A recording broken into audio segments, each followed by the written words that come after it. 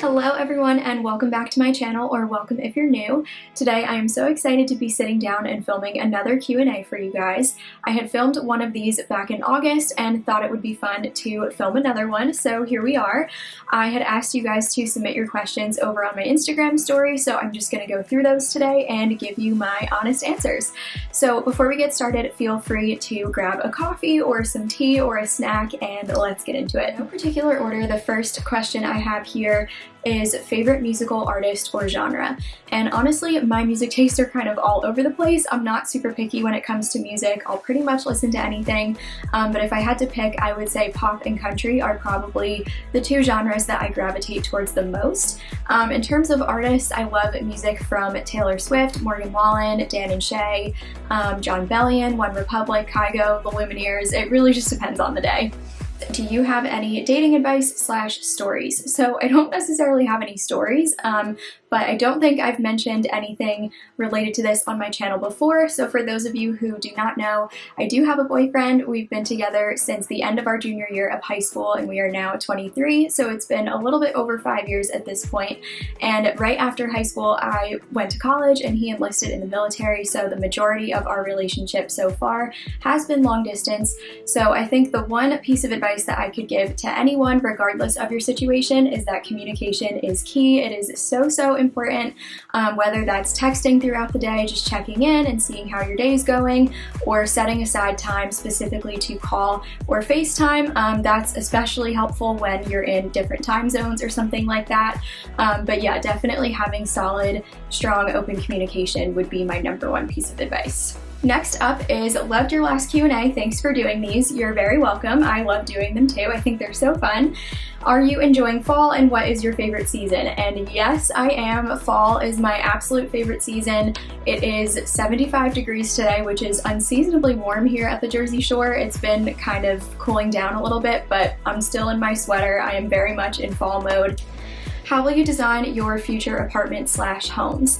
So I think that's a great question. I think interior design is so much fun, and I haven't really given a ton of thought to this, but I think my style is kind of in like the modern farmhouse mixed with a little bit of kind of that like coastal Serena and Lily look. I don't know if that's actually a thing, but if I could make it a thing, I think that would be kind of like my dream design style. So this question actually popped up a couple of different times, and it is, who are your favorite YouTubers and do you have any channels that you regularly watch?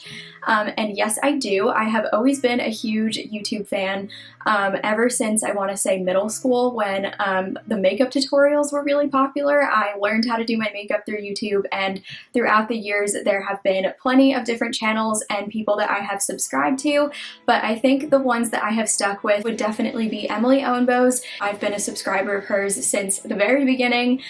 Jacqueline Brooke is another one whose videos I also really enjoy, along with Lily Rayco and Louise Montgomery, who is a fellow fashion blogger who also has a YouTube channel. And then occasionally I will also watch videos from Michelle Reed. So I have a pretty extensive subscription list, but I would say those are definitely the people that I tend to watch on a regular basis. You set a budget for clothes, how do you decide what to buy? I think that's a great question, and I don't necessarily have a specific dollar amount set aside for shopping in general, but what I do tend to do is if there's a piece that I've had my eye on for a while, like a good quality bag, a jacket I can wear year after year, anything that I know that I would get a ton of use out of, but it's not necessarily something that goes on sale, I will either save up money for that particular item, or if my birthday or Christmas rolls around, then I'll ask for like a gift card or something to put towards that specific item. But that's pretty much it in terms of budgeting. But just on a general basis, I have a rule of thumb, which is to never ever pay full price. This is something that I like to portray a lot through my blog and in my blog posts. I truly believe that there is always a way to get a discount, whether that's a store-wide discount or a student discount. A lot of times places will let you combine the two, which is where you can get some really awesome savings. But I am a firm believer in the fact that there is always a way to get the look for less. When it comes to deciding what to buy, at the beginning of each season, I'll go through my closet and I'll I'll look for one, if there's anything that I need. Second, if there's anything in my closet that I'm not currently wearing. I usually give it like a year or so. If I haven't worn it in a year, I'm probably not going to wear it now. So then I'll look to either give it to someone, pass it down, or donate it. And then I will also just look to see if there's anything that has just completely seen better days and needs to be replaced. So that's kind of a general outline of the process I use before I go shopping. Next up is, what are your goals for the next 10 years? So in 10 years, that puts me at 33. So I would love to get married and start a family. I would also really love to buy a house. I've always said that I thought it would be fun to buy a little fixer-upper and kind of just remodel it and make it your own. So maybe that's in the cards, who knows? I don't know. I think maybe just doing what I love surrounded by the people I love. I think that's really my main goal. That's really all I could ask for, is just to live a happy, healthy life.